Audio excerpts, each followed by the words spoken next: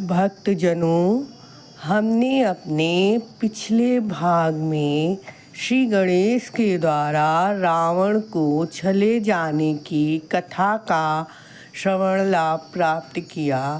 अब हम आगे श्री गणेश से परशुराम विवाद की कथा का लाभ प्राप्त करेंगे। श्रोतागणों, हम अब कथा आरंभ करते हैं। ब्रह्मवैवर्त पुराण में इस विवरण से पता चलता है कि किस प्रकार, क्यों और कैसे परशुराम और गणेश के बीच विवाद हो गया था। पृथ्वी को 21 बार क्षत्रियों से विहीन करने के बाद महर्षि जमदग्नि और रेणुका के पुत्र परशुराम शिव पार्वती का आशीर्वाद प्राप्त करने हेतु कैलाश पर्वत पहुँचे। क्षत्रियों का नाश करते समय अपनी माता रेणुका के कहने पर परशुराम ने इक्ष्वाकु वंश को छोड़ दिया था। जब वे महल पहुँचे तो शिव पार्वती अपने निवास स्थान में एकांत में विश्राम कर रहे थे और गणेश जी कक्ष के बाहर दाहिनी ओर तथा कार्तिकेय बाईं ओर द्वार पर तैनात थे। परशुराम ने भीतर जाना चाहा तो गणेश भगवान ने उन्हें रोकते हुए बोले, कृपया ठहरिए, अभी मेरे माता पिता एकांतवास में हैं। जैसे ही मुझे उनकी अनुमति मिल जाएगी मैं आपको वहाँ ले चलूँगा। तब तक आप यहीं प्रतीक्षा कीजिए। लेकिन मैं तो उमा महेश शिव पार्वती की छवि मात्र निहार कर उनके श्री चरणों में अपना प्रणाम कहना चाहता हूँ। परशुराम ने श्री गणेश से ऐसा कहा। देखिए, जब तक मुझे माता पिता की आज्ञा नहीं मिल जाती मैं आपको भीतर नहीं जाने दे सकता। श्री गणेश जी ने परशुराम से स्पष्ट कह दिया।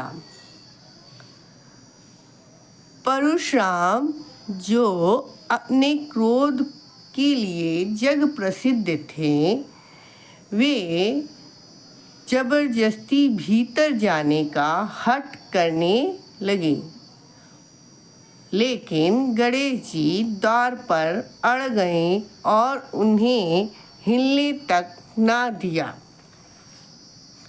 थोड़ी देर तक दोनों में वाक युद्ध चलता रहा।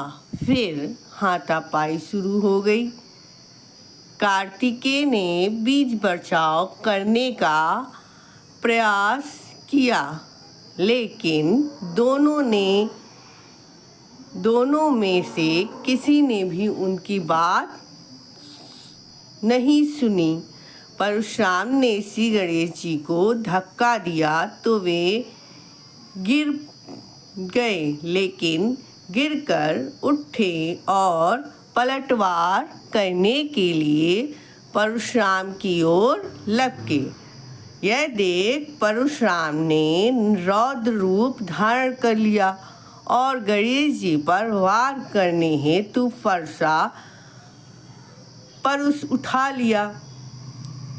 यह परुष परशुराम को भगवान विष्णु ने दिव्य परुष उन्हें प्रदान किया था।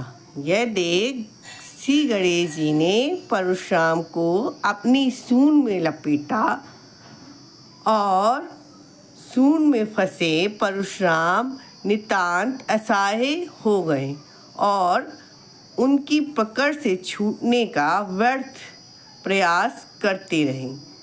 बहुत प्रयास करने के पश्चात भी वे गणेश की सूंड से छूट नहीं पाए। गणेश जी ने उन्हें सूंड में लपेटे हुए संपूर्ण ब्रह्मांड के दर्शन कराए और फिर महासागर में फेंक दिया। गणेश जी ने पुनः परशुराम को अपनी सूंड में लपेटा और वह विश्व दिखाया जहाँ श्री कृष्ण राधा के साथ विराजमान थे।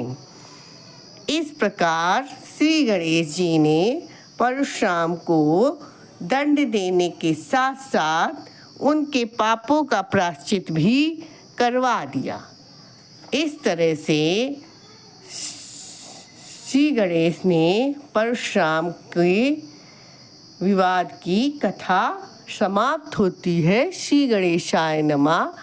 आगे की कथा में किस प्रकार गणेश जी का वाहन मूषक बना, इस पर हम लोग कथा का श्रवण लाभ प्राप्त करेंगे। आप सभी श्रोतागण, प्रेमी जन, भक्तजनों का श्री गणेशाय नमः।